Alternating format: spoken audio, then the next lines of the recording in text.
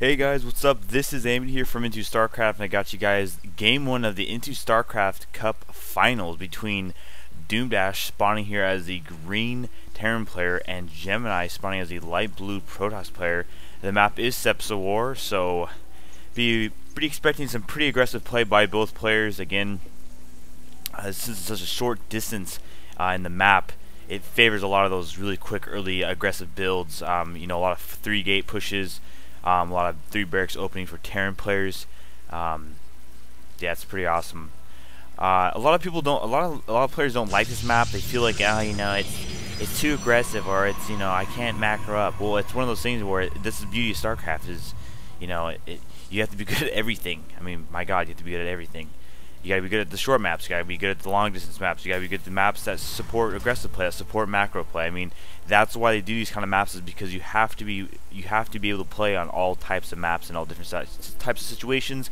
Because what would that be for a competitive game that you play the same thing over and over, and there's no difference, no different styles of playing or strategies or anything like that? It'd be kind of lame. And there's Gemini with the spam of the APM there, really throwing around his rally point. If we'll check out the NPM here, oh yes, both players spamming it hard right now, big time. That's just a lot of players like to do, I guess. It's pretty interesting. But anyways, we'll go back to the production tab here. Both players it looks like pretty standard openings here. That was about a 12 gateway and about a 12 barracks as well. That probe will be probing this SCV, trying to kill it off. Barracks or refinery at about 13 for DoomDash.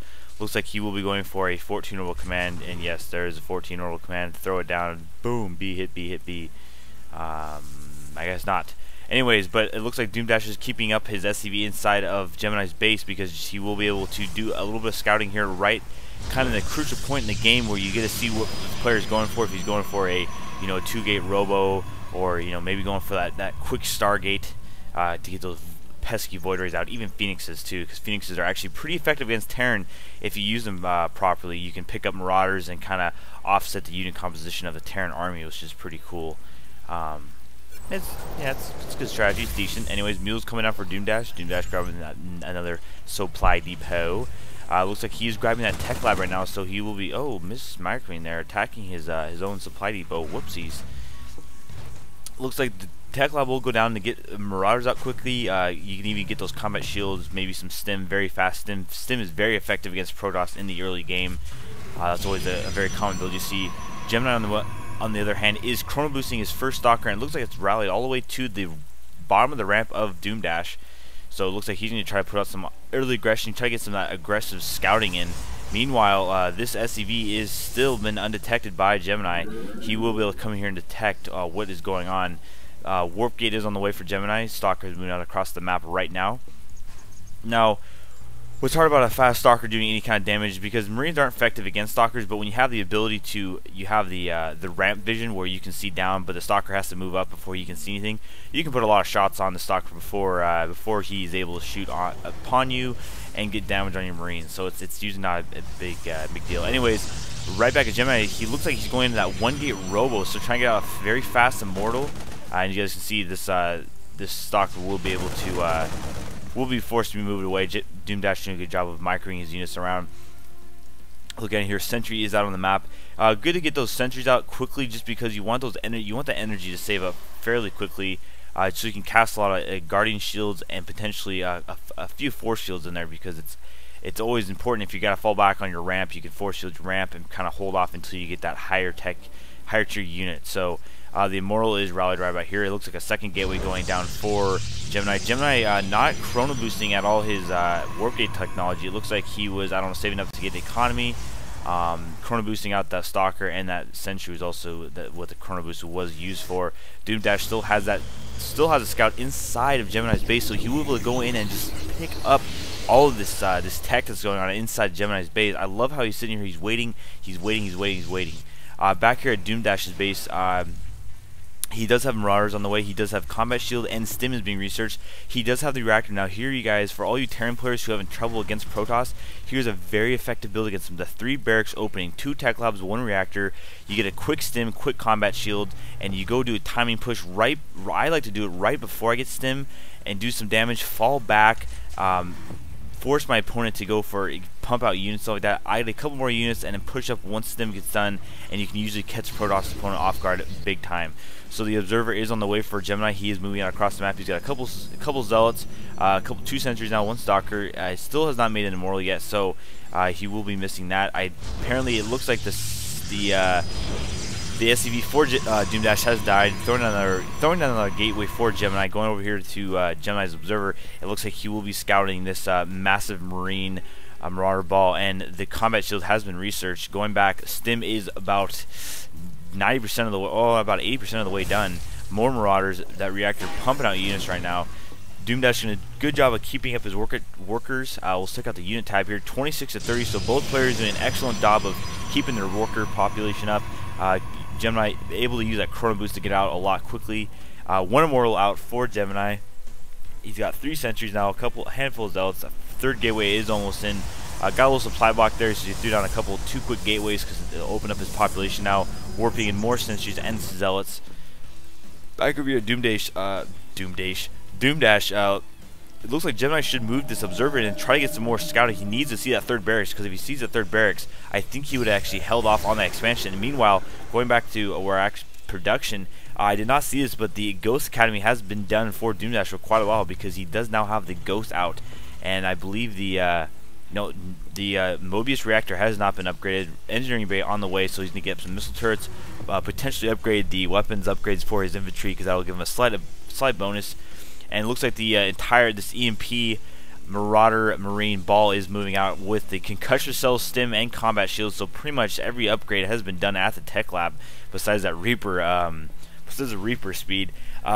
Looks like Gemini should be canceling the expansion. He will not be able to hold off this massive M&M ball with EMP support.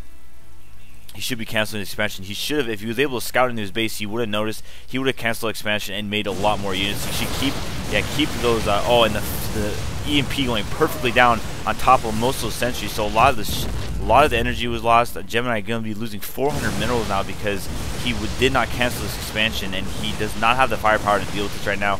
That is so many Marines and Marauders. The Marines are very effective against Zealots and these Immortals in great numbers, especially with Stim and Combat Shield. They're just incredibly effective. And Force Field should be going down here for soon. This Marauder will be getting picked off. More EMPs going down.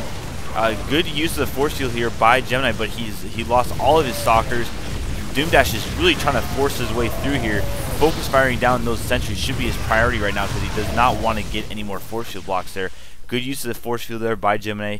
Most Protoss players will do that if they're in huge amounts of trouble. Very good use of the Force Field by Gemini. And meanwhile, DoomDash was basically trying to push that Force Field out of the way with the Stim pack he used. These Marines are going right up, almost up the ramp, and they will be caught out of position. Kind of a mismarker there. And it looks like Guardian Shield's going to go up. I don't know. The Ghost does not have enough energy. He's about 5 seconds away from that, from the EMP. Again, that Guardian Shield by those sentries lowers the damage of incoming range attacks by 2, so it's very good. Again, more Marines and Marauders being misrallied right now by DoomDash. They're going to get caught in the crossfire here, and it looks like, yes, the Marine and the Marauder will be going down, losing another unit. Check out the units lost tab here. It is still in DoomDash's favor. He's lost more, but again, Terran units are just not as expensive as those Protoss units are. A lot of cheap units, the Marauder and Marines are fairly inexpensive. The Ghosts are very heavy, though. They're 150 minerals, 150 gas, and it can be extremely expensive when you're making those in the early game. You get really gas blocks sometimes if you don't get your glass out early enough, and it can be different. Looking at the units tab here, both players doing a very good job of keeping up their worker count. DoomDash almost mined out at his mineral. Meanwhile, Gemini is about the same position. Right now it looks like we have a forge going down, so it looks like some cannons will be coming in for Gemini to secure this expansion. Meanwhile, the M&M ball is moving out, DoomDash moving out. Gemini is backing up. He's going to have to use these Force Fields and Guardian Shields very effectively. And it looks like here comes the battle. Force Fields going down, separating up the army. Can he get those? Oh, almost killed that Ghost before he was able to deploy his EMP. There is another Ghost in the back. Does not have enough energy for it. Stim is going up.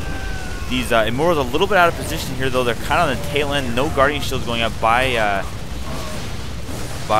Gemini, and looks like he will be losing this battle barely because that concussion shell, as you guys can see by the Marauders, so effective, just so incredibly effective that he was able to kill off that Immortal that was trying to retreat back. More Immortals and Sentries coming in for Gemini. Check the production tab here again. Marines and Marauders coming in for DoomDash. DoomDash able to crush that Protoss army, and it looks like GG by Gemini, and this game will be over. It looks like DoomDash able to pull off that quick 3 barracks opening against the Protoss player with that EMP support. He did have the factor in the way. He did have medevacs coming, so he was going to get out those medevacs with the additional heal of the medevac. And it looks like a couple of these units misrallied because the unit they were rallied to was killed. So it automatically resets back to the base. So anyways, that was game 1 of the Into StarCraft Cup Finals between Gemini and DoomDash. DoomDash taking map 1, and we'll catch you guys for map 2.